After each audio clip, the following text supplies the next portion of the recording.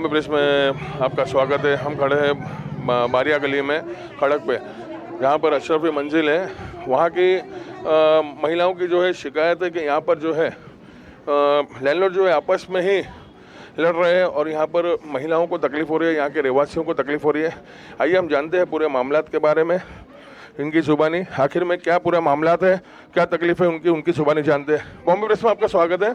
Ma'am, क्या कहना चाहोगे? आपने बॉम्बे प्रेस टीम को बुलाया है, क्या परेशानी है आप लोगों की?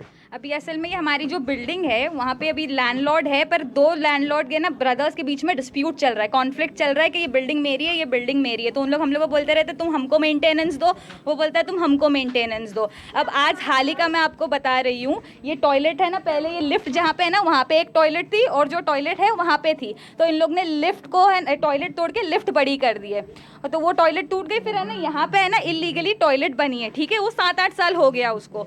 अब आज बीएमसी वाले आए और है ना टॉयलेट तोड़ के चले गए, हमको नोटिस कुछ नहीं मिला। जब मैं बीएमसी ऑफिसर से बात करी, बोले मैम आप हमारे रास्ते में नहीं आ सकते, हम लोग 6 से 7 नोटिस भेजे आपको, हम लोग को टेनेंट्स को एक भी नोटिस नहीं मिली है। आज जो फाइनल नोटिस थी वो सबने देखे, जैसे ही देखे और कुछ रियलाइजेशन हुआ कि भाई आज कुछ होने वाला है, तब तक वो टूट चुका था। और बोले तुम्हारे लैंडलॉर्ड ने कंप्लेन किया। अब ये लैंडलॉर्ड कौन है? एक तो जो अशरफ अंकल है वो जिससे हम लोग ने घर खरीदे वो, और एक सलीम अंकल है। तो वो बोलते उन्होंने कंप्लेन किए हैं।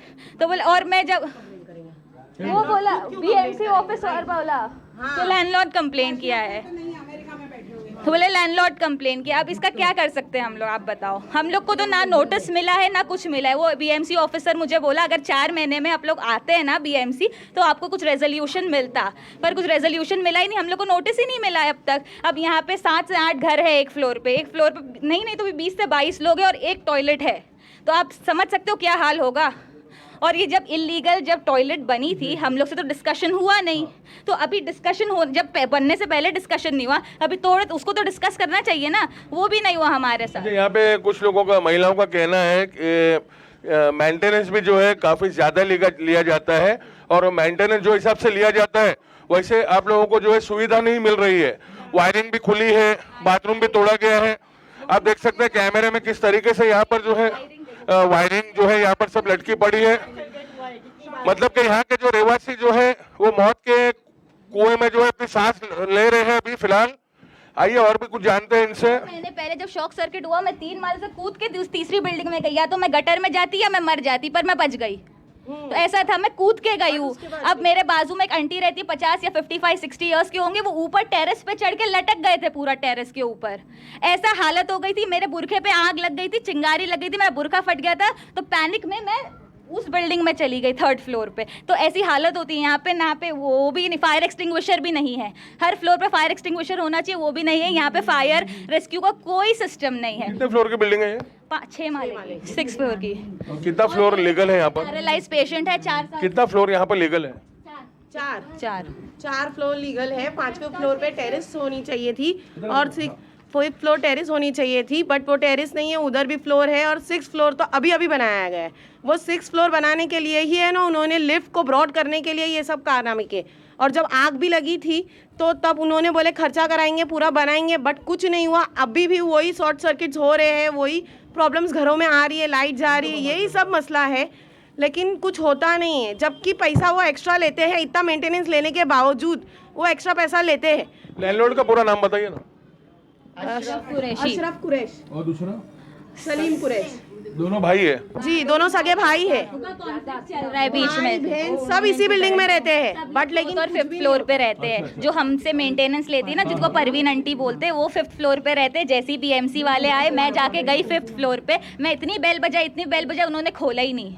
कि अभी अगर तोड़ने आए तो हम तो पहले वहीं जाएंगे ना कि भाई लैंडलॉर्ड हो तुमको मेंटेनेंस देते, तुम कुछ करो ना। किसी ने फ़ोन उठाया ना कोई दरवाज़ा खोलने को तैयार था। और मेरे घर में पैरालाइज पेशेंट है, अब कुछ भी हो अल्लाह ना करे सब भाग जाएंगे। मेरे घर में पैरालाइज पेशेंट को कौन उठाएगा? 70 साल की नानी है मेरी। और ये बिल्डिंग तो है नहीं कि कोई उठा के एम्बुलेंस आ जाए या फायर ब्रिगेड आके लेके जाए। बिल्डिंग का एक ही एग्जिट है, ऐसा नहीं। और एग्जिट पे ही मेन पूरा मीटर बॉक्स है। अगर कुछ होता है तो ये एक ही एग्जिट से कोई नहीं निकल सकता। कुछ भी होता है तो या तो जंप करना पड़ता है या तो फिर ऊपर टेरिस पे भाग, मतलब यहाँ के जो रहवासी जो है उनको डर डर के जो है रात को सोना पड़ता है कि कब यहाँ पर कहीं भी कुछ भी हो सकता है। सही है ना जी। कभी भी कुछ भी रात को पढ़ के सोते कि भाई सुबह आँख खुलेगी कि नहीं खुलेगी, ऐसी सिचुएशन है इस बिल्डिंग में। तो अभी आप क्या चाहते हो, सरकार से क्या उम्मीद रखते हो कि क्या सरकार को क्या मैसेज देना चाहोगे आप? मैं तो बोलती हूँ कि प्लीज़ आप लैंडलॉर्ड कुछ करे, वो आपस में बात करे या आपस में कुछ करे, लेकिन हम लोग को तो तकलीफ ना दे ना, हम लोग को तकलीफ ना दे। बिल्डर या तो किसी और को दे दे। आप ऊपर देखो, ये कभी भी किसी के भी सर पे गिर जाएगा, गिरते रहता है। ये देखिए आप ऊपर भी आपको बताया जाएगा, ये जो शीट जो है ये हमने अभी फर्स्ट फ्लोर और सेकंड फ्लोर भी चेक किया था, वो पूरा लटका हुआ है, कभी भी किसके भी सर पे, बच्चों के भी गिर सकता है। तो आखिर में कब तक ये मामला जो है ये चलते रहेंगे? और मोहम्मद सलीम, वली मोहम्मद कुरैशी और ये दो भाई हैं जिनके आपस में दोनों के जो है डिस्प्यूट चालू है। और ये आंटी का कहना है कि अशरफ, हाँ, वली मोहम्मद कुरैशी जो है वो आउट ऑफ इंडिया में है। तो आखिर में जो उनके भाई जो है सलीम, तो वो भी इनकी तरफ ध्यान नहीं दे रहे कुछ। वो उनका कॉन्फ्लिक्ट चल रहा है ना दोनों का, और वो अभी 1-1.5 साल से ये लोग दोनों का कि ये मेरा है ये मेरा है, इस तरह से उन लोग तो कॉन्फ्लिक्ट चल रहा है। हम लोग को लेटर पे लेटर, बट मेंटेनेंस तो बराबर चाहिए। उनकी सिस्टर फ़ोन पे फ़ोन करके परेशान कर देगी कि मेंटेनेंस आप दो किसी भी तरह से। बोले आप मेंटेन तो करो, क्या मेंटेन करने का, हम मेंटेन तो करते हैं। बोले आपने तो भाड़े पे, भाड़े के ऊपर भी आप 1000-1500 रुपया तो एक्स्ट्रा देते ही हम, लेकिन वो मेंटेन कुछ करती नहीं। आप वो कॉर्नर की अगर बिल्डिंग का आप सेक्शन देखोगे, सब बाजू बड़ी बड़ी फाट पड़ी हुई है। उसके लिए भी मैंने पहले अमीन भाई से बात की थी, इससे 19 में वो बिल्डिंग गिरी थी ना, उस टाइम पे मैंने सब बात की थी, तो वो दोनों बहना हम लोग को पुलिस स्टेशन लेके चली गई थी। अच्छा, यहाँ के जो एमएलए जो है उनसे कुछ बात हुई आपकी? लास्ट टाइम गए थे ना हम लोग, लास्ट टाइम हम लोग गए थे तो उन्होंने कुछ बोले नहीं थे, बोले हाँ होएगा कुछ, हम लोग साथ में ही गए थे।